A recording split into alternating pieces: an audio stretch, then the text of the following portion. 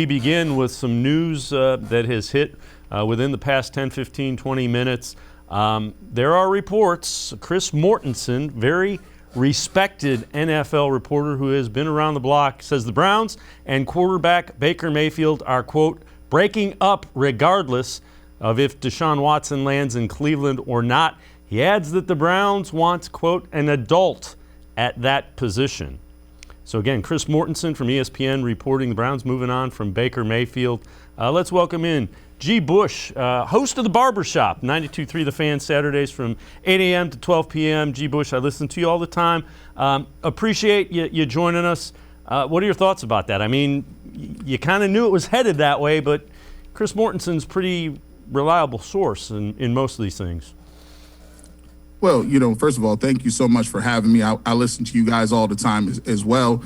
When you hear those comments, that's kind of harsh. That's, when you hear adult in the room, you can see that the Cleveland Browns have a different style philosophy than what Baker Mayfield's philosophy is the way he leads the team, the way he communicates. So when you hear that, it's a situation where, it's tough for Baker to hear those words. But at the end of the day, the Browns are looking for somebody that's going to be able to calm that position. You look at some of the things that happened during this year where, he didn't step up and talk during the press conferences, some of the comments about teammates and contracts. And so those things. And so sometimes when you have those things happen, the Browns did a good job of not really saying anything about it. But their philosophy in-house is, hey, we want to keep things buttoned up. We want to keep everything under our hat. We don't necessarily want to talk about our injuries in front of the public.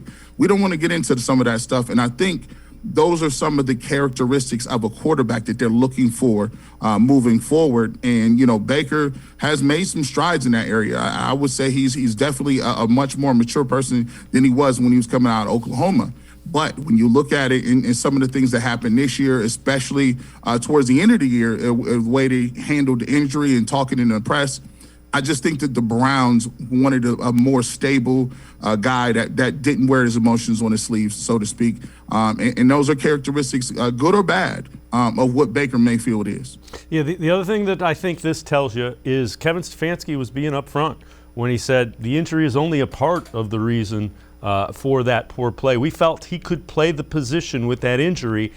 That goes to show you that they were being upfront with that. They felt like they didn't get the type of play they needed from the quarterback position, and it wasn't due exclusively to the injury. Yeah, we go so much and we talk about the injuries a lot. And when we talk about those injuries, you can't discount them, right? They do play a role in that. But the thing that I've always argued and I've always talked with people is about, look, injuries doesn't really have anything to do with your footwork. It doesn't have anything to do with your decision-making.